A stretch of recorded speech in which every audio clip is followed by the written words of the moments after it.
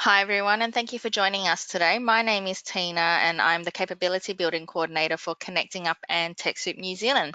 Connecting Up is a part of the Info Exchange Group. Info Exchange is a not-for-profit social enterprise that has delivered technology for social justice for over 25 years. With over 100 staff across Australia and New Zealand, we tackle the biggest social challenges through the smart and creative use of technology.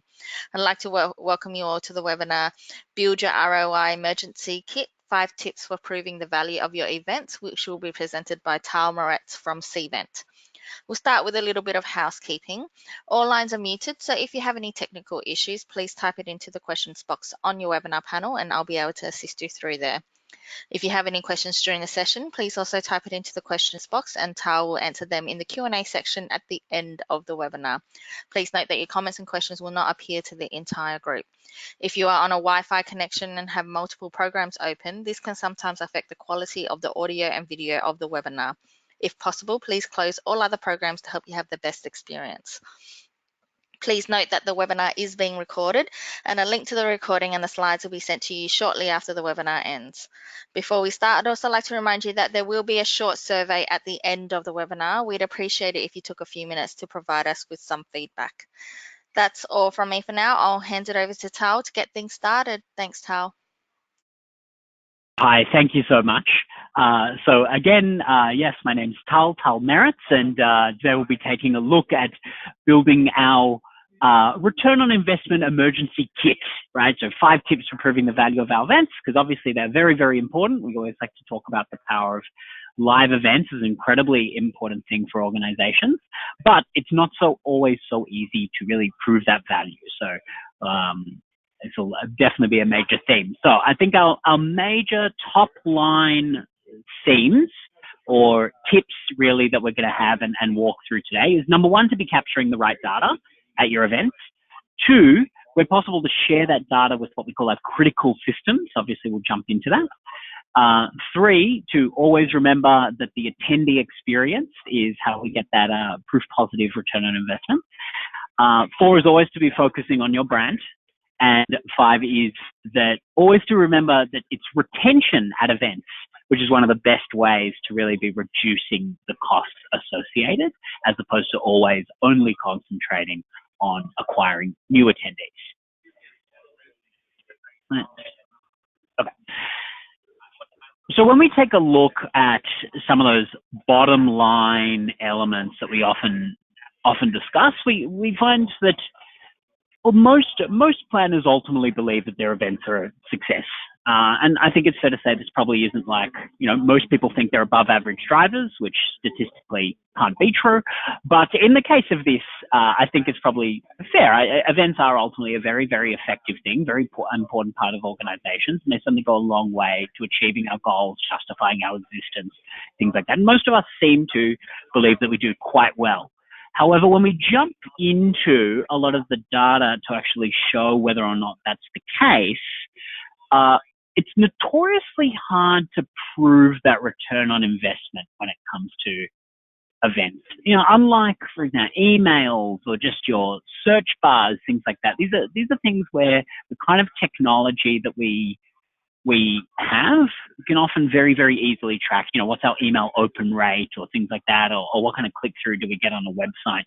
And live events and conferences and tracking their return on investment is one of those things that's just, it seems to be incredibly difficult to do. And where we are doing it, we're often not doing it very well, especially compared to everything else that we're doing. But it's probably because of that quote unquote offline nature of events. We see, if we really look at a lot of these, they're a very online space. So social media and webinars seem to be good examples of where that is still a struggle. However, it's probably that offline nature of live events that leave us in a situation where we don't really even always know how to start tracking return on investment. But I guess this is where we would call something where, okay, so let's actually jump into, I actually want to skip ahead into our actual tips themselves. I wanted to talk a little bit more about return on investment, but I've realized that some of these things I'll actually be covering in greater depth in a moment. So I think it's better that we jump straight to those. But our number one concept, as we've discussed, is capturing the right data. As long as we have that info in the first place, that's really going to be what we need to achieve our goals. And we need to do that because of the unique value of live events. So what I mean is that unlike those other marketing tactics like emails and other things, the people at our events themselves are almost inherently they're better buyers, or they have more interest just by the nature of them being there as opposed to anyone else. So our kind of research, for example, shows that for an average, larger conference, the average is traveling up to 800 kilometers to be there, paying up to about $1,000 to be there as well, whether or not it's across tickets, food, staying, housing, all of that. And not only that, they're spending all in all about 2 to 3 days, usually out of the office as well, in order to be at an event. In other words, these people really are, as opposed to anyone else, seriously expressing interest in just ways we don't have with any other marketing strategy. And we have these people here. They're clearly people of great value, and that's why they're so unique, so important. But then at the same time, how do we capture the data that's involved here to turn this into something more valuable? I guess it's worth taking then a step back and saying, well, what does that right data look like? I think most of us on some level can say, well, I can take registrations, something like that. But there's a lot more steps to that as well. When we get in, not just saying, okay, I want to take some registrations, but when have people shown up? And have they shown up? Is the right person shown up? Has a replacement person showed up because perhaps it's a sponsor and they've sent a different salesperson to what they originally said? Right? We want to track all of this data, and often we're not, beyond just registrations. Or perhaps there's all kinds of engagement that people are having on the day. Are we tracking that information? Are we tracking the kind of day-to-day survey information, the day-to-day opinions, moment-to-moment opinions of an event, rather than just post-event survey?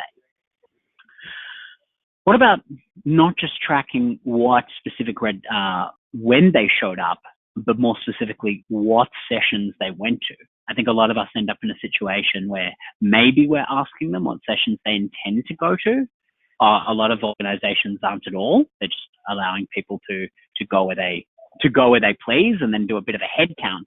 But again, the individual people who've spent hundreds and possibly thousands of dollars to be there, taking huge amounts, it's not sufficient to understand that individual by just looking at a head count and saying that session went well. We really want to understand those individuals on a much deeper basis. And again, even the feedback of an individual session. We know people came, and often a lot of the time, the way we decide how they went, it was just because they clapped.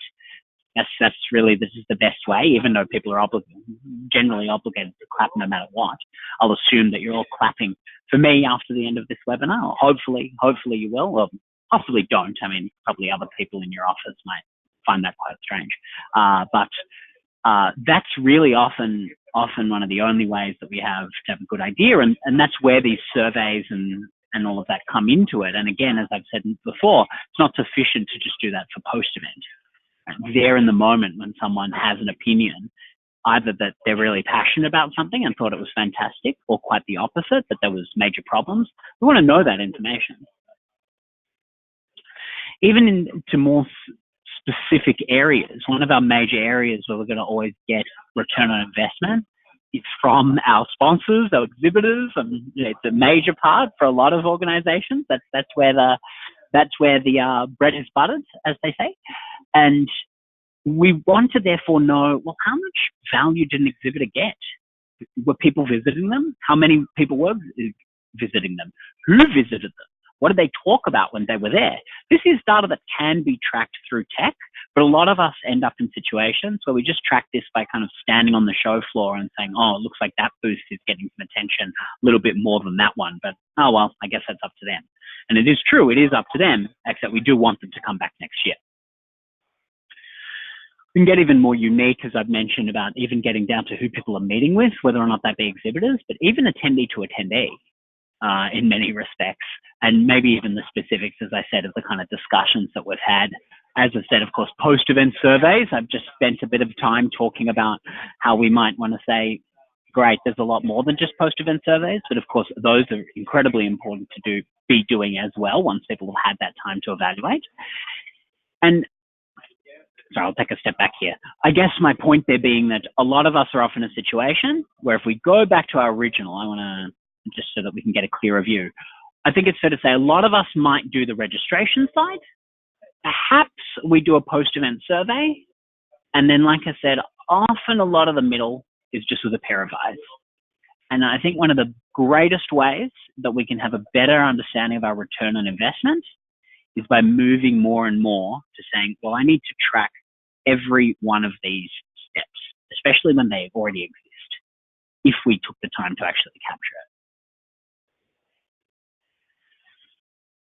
But fine, that's what the kind of right data looks like. But there's another step to actually saying, well, we have a lot of events. There's a lot of data that we're potentially carrying. I think probably when we go over these, for some organizations, I would say, even if I had that data, I wouldn't even know what to do with it, really. So that next step is not just about capturing that data, but actually being able to translate it into some actual value. This is what we talk about calling sharing with critical systems. Oops, sorry. So it's what we talk about.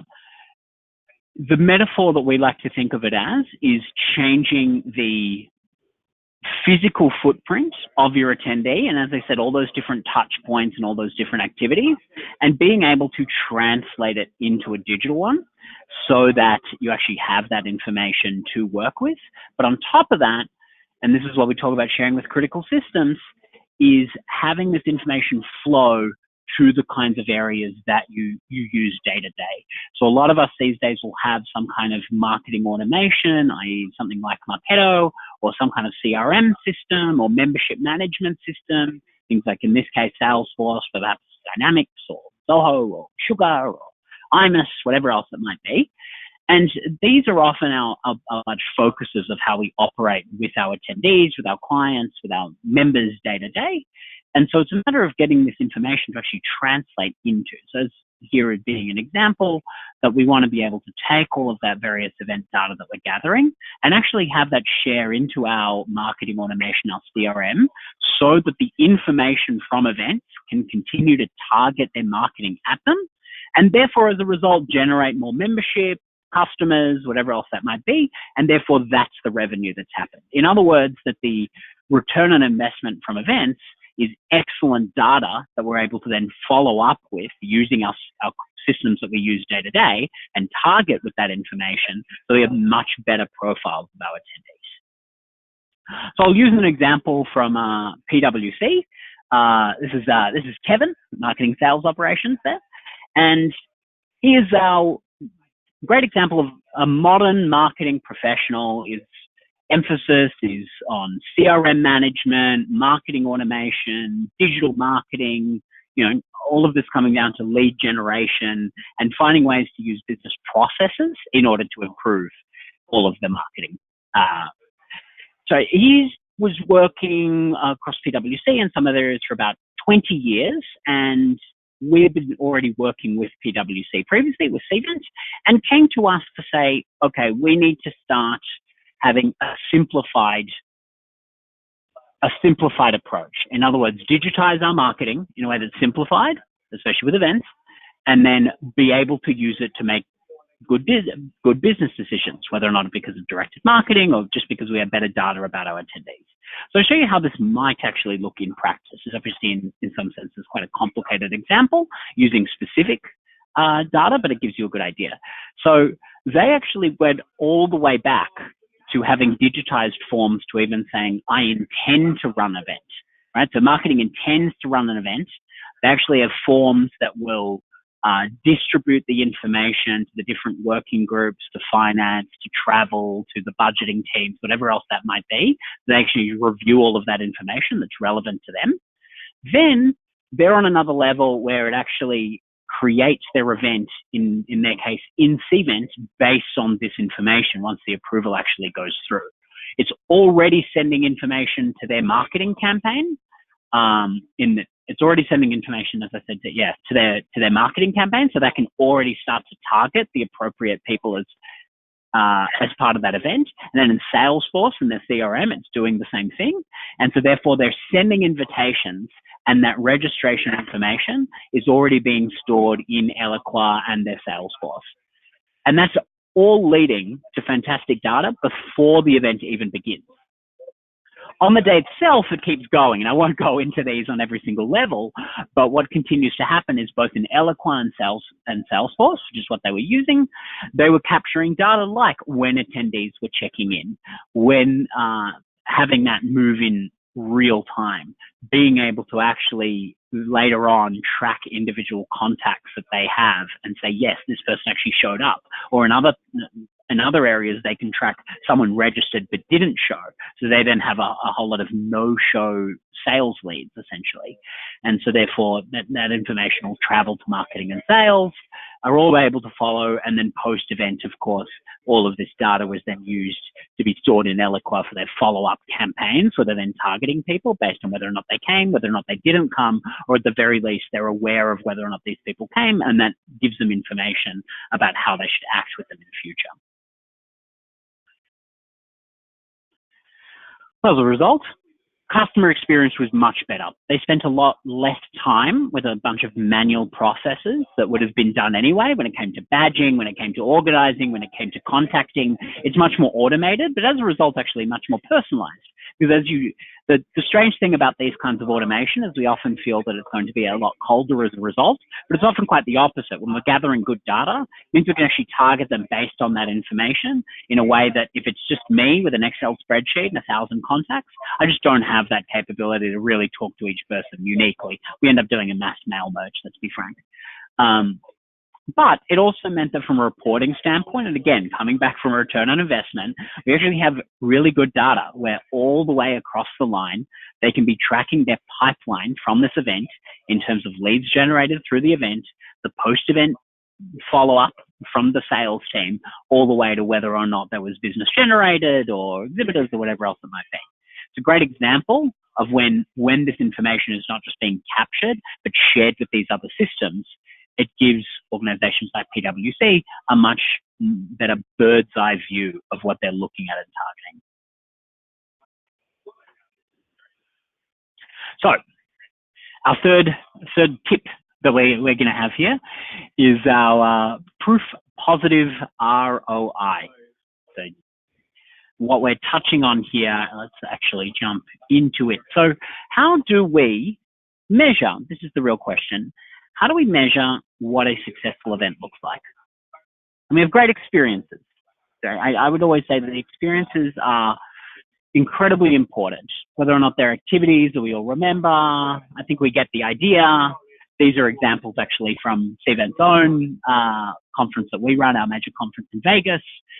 But how do we actually capture that and turn it into something tangible and quantifiable? It's not just a matter of saying, okay, I want my touch points, like where they checked in. It's often through, as we've mentioned, actually tracking what people did, taking those surveys, taking all of that information. People had a great time, had conversations.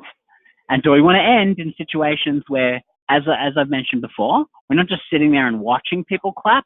We're also mixing that with that extra pieces of information of what people answered, how people engaged, and we can actually get into levels where via, in this case, an event app, actually measuring people's engagement in individual sessions. Right? So both their behavior on the day as well as what they explicitly tell you. So of course, there is always going to be a gap between the way people behave when they're not explicitly telling you, whereas of course with a survey, people give you strategic feedback that doesn't always, in a sense, there's a gap there always between what they mean and what they do and what they say and what they do. We want to cover both sides of that. Now, as I mentioned before, the fourth tip is always going to be about actually focusing on our brands. Events are really a uniquely powerful opportunity for us to focus on our brands. And in a way it's quite difficult. In a sense, it's quite difficult to do. We kind of always protect it in the same way as an email campaign or whatever that is, in part because people talk to one another, and so it's incredibly important. As opposed to an email, people just read, and there's no one usually jittering in their ear about the same topic.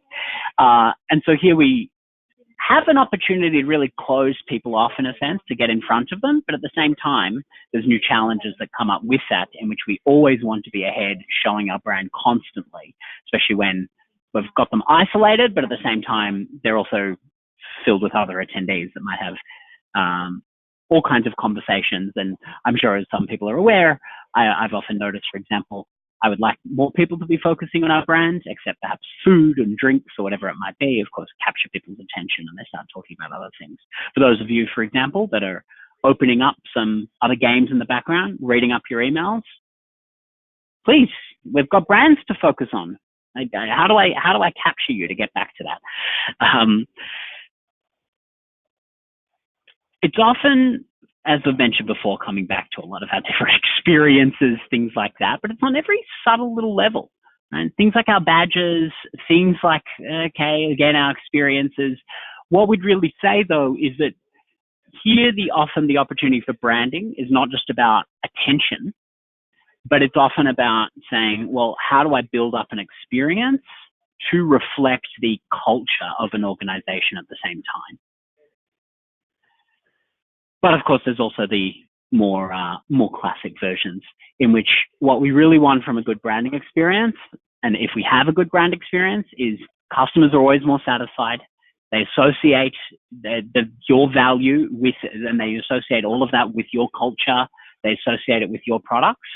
There's often also, with these great experiences, and this is often to highlight, we often end up in a situation where we actually like the products and services unrelated to the experiences we had in an event as a result of the event. Actually, a classic example of this, where there's studies that if we take you to dinner and we have the exact same wine and meal, but we tell you the wine is from different places, tell you it's a Californian wine, then we tell you it's a Colorado wine, not known for its wine. We tell you it's an Adelaide wine, but then we simultaneously tell you it's a Russian wine, again, a place that people don't associate with. It can be literally the exact same wine, but we have a better experience, and people overwhelmingly will rate meals higher or lower based on where they thought the wine came from. And what I guess I'm getting at is that the entire experience elevates and lowers based on the entire presentation that goes along, even when it's unrelated, strictly speaking. It also turns us into advocates as well. But there's also ways to get people to engage with our branding and do some of this work for us as well. So what we mean is, how do we get people to post to social media? Is there a motivation at my event, right? That goes a long way. And then with that, we can start to measure that. Can we measure their behavior on your website, both leading up to the event, during the event? Again, if we have social media, we should probably be tracking if there's click-through going on, right? So the social media acts as something that's generating a lot of fear of missing out during an event itself. Are we actually seeing people who didn't attend the event actually click through and take a look at that as well? Of course, to your attendees themselves who are actually there, we also, again, always need to be gathering post-event surveys, things like that. Now, a final area that we always want to be covering is about event retention, and remembering that event retention means cost reduction. It's one of those things that seems quite obvious when you say it, but if you're following all of our steps in chapter 1 and chapter 2, as we call them, so gathering data and then actually sharing it with critical systems, we'll be in pretty good shape. However, the challenge there is often in actually retaining these attendees year on year. And if we think about how much it costs us to gain a new attendee via various marketing, campaigns, social media, as opposed to convincing someone that came last year to return again, it's far, far more expensive. We really want to be doing is concentrating on those that are coming back over and over again in in a situation where we don't have to retarget them to such an expensive degree. And so what we mean is that the value of these events are often from fast sales cycles, sponsors and exhibitors being there. So for sponsors and exhibitors to get value, we need numbers. And at some point we need to ask, is it easier for me to get 1,000 people to return or 1,000 people who have never come before? Now, of course, it's not going to be a total turnaround like that. But once we have conversations of saying, well, if my 1,000 people come and then I've lost 100 of them, right? Okay, that's not such a big deal. I can find an extra 100, but that's going to be much less of a challenge as opposed to losing 500 and then having to find those 500 somewhere else, especially if we intend to grow as well. But growing ultimately means retaining. And all of these things as a whole lead to major effects. So I'll give it an example here. When we have a great event and we have much better data, we have much better experiences, much better association, it leads to enormous levels of return on investment. So I'll use this funnel as an example. Let's say hypothetically, we have an organization and its current situation is that 1,000 leads appear through, and then of course there's various drop-offs. Some of these aren't actually qualified. A few of these really turn into genuine sales or membership opportunities that we start pursuing. And let's say in the end, we have a situation where 1,000 on average turns into 40 sales of 10K each. Fine, we make $400,000. As our hypothetical example. But when we use tech, we don't need this to radically change in giant ways. We really have to say, well, what if we could just increase our return a little because we have good membership, we have good retention, we have good campaigns, we can target people really well, and we have small lifts of that kind. But not only that, because we track better data, perhaps as a result, we get a little lift in terms of the amount of people that are actually more useful to us. And in fact, we're getting in front of them a little faster, perhaps because we're sharing this information with our membership teams, our engagement teams, our sales teams, whatever else, or salesperson, whatever it might be. And so we get, as a result, just a few more opportunities. And then as a result of all of that, better engagement, better experiences. Again, maybe as a result, we just close a few extra and a few more of these convert. So it's just 25% that convert instead of 5. When all of these stack up in these ways, in just incremental ways, we could take something which nearly doubles in terms of final return on investment as a result of just small incremental improvements all along the way. And that's often an important way to think about return on investment, where when we're making these investments in the first place, it's not always clear to say, well, how much is each activity going to get me? How much is each performance? How much is each piece of technology, whatever it might be? But if we can think about it in the context of saying, all right, as a result of this, can I be getting a little more attendance? Can I be getting a little more conversion, a little more experience? This is the kind of ways that we probably want to make our calculations in our head to decide, is this going to be going in the right direction? So I'll highlight these again, say it again. But first thing we really want to be doing is capturing the right data and having that information of there's so much that attendees give us. But then on top of that, sharing that with our other systems, whether or not it's through integrations or having good information, and so that we're actually able to have proper follow-up. Also always remembering that attendee experience goes a really, really long way. It seems so basic, but the happier attendees, the more they're going to like your event and the more they're going to like your brand. And of course, as an expansion of that as well, always focusing on our brand, making that front and center so that the positive attendee experience is associated with our brand. And plus, of course, having all of this, keeping in mind that one of our major goals is always going to be retaining our current people and not just always looking for more as well. So of course, we definitely won't be doing that. I'm not saying that we don't want to grow. From here, actually, I think it would be good for us to have questions if we have, but otherwise, I think we've covered our main areas. But and we'll make sure that this is shared as well, but we actually have an ebook on the value of events, our ROI emergency kit. So we'll make sure that that's shared around as well as just our slides.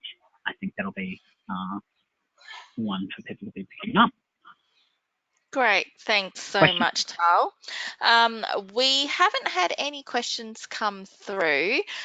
So what I'll do is I'll hand it back to you to add anything before you want to wrap up, and I will send your contact details out to everybody with the recording so that they can contact you directly. Um, Let me just have a look. There is one that's just come through. Just give me a second. Yeah, fair enough. I find it's Yeah. very, as much as people can ask questions throughout, I think that there is something that just happens where I just find that until a slide comes up that says questions, I will just never remember until that moment in which I go, oh wait, I did have questions. I just did not ask them. Yeah, sometimes it does take a while for the questions to come through and it triggers it. So this one is, we do multiple seminars that we charge at a cost of about $50. We have about 30 to 40 packs each time. Our Yep. aim for these seminars is to grow our membership base, and I like what you're saying about getting the right data. How should I start using an event management platform? Yeah, okay, so this is an example of seminars, right? So this is less to do with something like a major conference. There's a lot of touch points. It sounds to me like what's really happening here is that it's not like you have streams and we need to know all the different places that we're going, things like that. There's, I would say, two main areas. Obviously, there's your more basic level of registrations and engagement with your registration, engagement with your emails, and having those kind of campaigns and having that all flow together. But another side that often goes on there is that people come, they say, that sounds really good.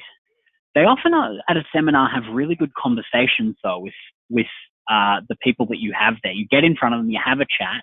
And I guess my question is, most organizations at this point, they might collect a business card or they say, great, I'll give you a call afterwards. In the case of a business card, they write a couple of notes on the back, and then it's someone's job. 60 people have shown up, and then someone's job it is to manually add in some of those notes. And then perhaps the next day or the next week, it depends how long that information starts to come through, someone just has to start giving them a call. I guess there are options out there. So I'll use an example. This is just one that's jumped to mind. There's options out there to say, well, why don't I track all of this information digitally? So I'm having a conversation with someone where I can actually scan their business card, put in proper information about them, proper information about the conversations that I've just had, and even potentially have this, if you have these kind of systems, directly sending it straight into your Salesforce or whatever CRM that you have there. So you're actually scanning through those leads, having much more robust notes, perhaps already including information like this person requires an email about this specific product, or has a very specific type of follow-up, that this type of person, they have buying power, or they don't have buying power, and even rating the ranking of those leads. As a result, that's the follow-up obviously there is going to be much, much stronger, whereas previously we do it in a very, in a sense, casual way. It's just one option that just jumps to my mind of saying, great, it's a very classic example where probably, if anything, like when we're talking about seminars, we do a good job often getting people there, and maybe there's just room for improvement here or there.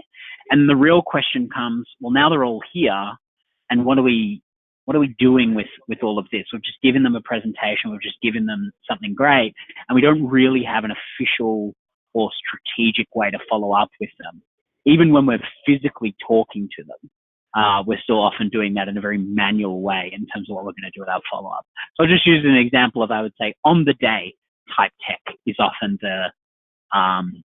the missed opportunity with things like seminars.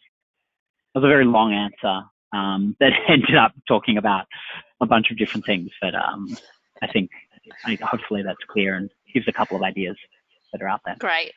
Thank you. The next question is integrating an event management platform with another system like Salesforce expensive? Look, it depends. I'll be frank in terms of, look, I may as well talk about, I won't dart around and not talk about Cvent for the sake of this one. In the case of Cvent, we have, for example, out-of-the-box integrations because Salesforce actually uses Cvent at their own conferences. So we have ones where essentially it's a connector that connects between the two of them that we maintain internally. That's often going to be the big question when it comes to those expenses. There are always going to be expenses associated. The question is often, is it an out-of-the-box thing that someone creates en masse, or is this something where I have to go to a third party? As soon as I'm going to a third party that's going to manually do it and create those integrations, that's admittedly something where these become incredibly expensive. However, as soon as you have something that's relatively out of the box, often something that's much, much simpler. Kind of in the same way that it's a lot cheaper for me to buy Word or Excel and everything else, as opposed to hire a developer to create it for me myself. Same concept when it comes to integrations. Thanks, Tal. Next question is, what's the difference between Cvent and Eventbrite? It's a good question. So Cvent and Eventbrite are good examples of ones where even we would admittedly say from within Cvent, usually if someone is looking at both Cvent and Eventbrite and wondering about the two, one of them is the wrong fit for the job. All right, and including the fact that it could be, let's say, Cvent that's the wrong fit for the job. You would really say the major difference between the two is that Eventbrite is a ticketing system as opposed to a registration system. Okay, what's really the difference? What I mean is a ticketing system doesn't care all that much about who the individual person is, right? It cares more that someone has purchased a ticket or is essentially just RSVPing an intention to come. Whereas a registration system wants to know who they are and track that person, that it is in fact that person, or that they're intending to come, and continue to engage with them based on that individual's identity. So what I mean is that if I'm suddenly doing a gig or I'm doing a festival or something else like that, then something like Eventbrite is going to be very useful to me. I really just need tickets coming from the door. And the truth is, whether or not John shows up at the festival or whether or not Jim shows up for the festival, I don't really care. On the other hand, for my conference or my B2B type events, really as a whole, where leads or membership or whatever that might be is a core part of what I do, it's very important that I understand who specifically showed up, or in some cases, I'm able to close it off so that only the people that I invited show up, right? Perhaps, or that they can even register for, things like that. And while there are options to do those with ticketing systems, they're not really designed for that from the ground up. In the same way that you would say that the marketing approaches, of course, are very, very different as well, right? So something like Eventbrite tends to have these publicly, what they functionally do is they sell your data to your attendee data for other events, right? So even if it's a free event, they turn around and they start marketing the paid events because they get a percentage from paid events, things like that. Whereas something like Cvent is much more designed to say, no, you own the data. It's B2B data. Your data is worth incredible amounts to you. And so therefore it belongs to you, and there's not going to be any marketing on that side. There are advantages and disadvantages to both, but it depends on what that type of event is. So that big difference being, if it's a business to consumer type interaction, not always, but it tends to be that Eventbrite is possibly more designed for that. But on the other hand, when it's a B2B type interaction, usually Cvent is going to be more suited. But again, there are going to be exceptions for both. But that's the first way that I would start to think of it. Great. Thanks so much, Tal. There's no more questions for today. Was there anything you Sure. wanted to add before we wrap up? No, I think that's I think we've covered everything. But again, obviously, thank you to people for listening to me. And I understand that we will be sending out more information, and that we'd obviously love to chat to people more about how we could potentially work together if it's relevant. But to be honest, we even have a lot of white papers and things like that. So genuinely, even if it was a question that was like, look, I don't really want to chat to Steven about Steven things, but I had some question about, I think you guys might have some white papers on various topics when it comes to the event space. Genuinely, I have plenty that we could share and send on, and we won't spam you with everything, but that's why I say reach out, and we're even happy to share some of that information, regardless of what topic it is. Great. Thank you so much for presenting today, and thank you everyone for joining us. I hope you've all learned a lot from the presentation and that your questions have been answered. If you do have any other questions that come to mind later on or any feedback, please send that through to events@connectingup.org and we will answer those questions offline. I will send through the contact details for Tao if anyone wants to contact him directly to have a chat about Cvent and anything on today's webinar topic. Don't forget the recording will be available on the website very shortly and a link will be sent to you, so keep an eye out on your inbox. Again, thank you for being with us. Enjoy the rest of your day and we look forward to seeing you all next time. Thanks everyone. Thanks, Tal. Thank you.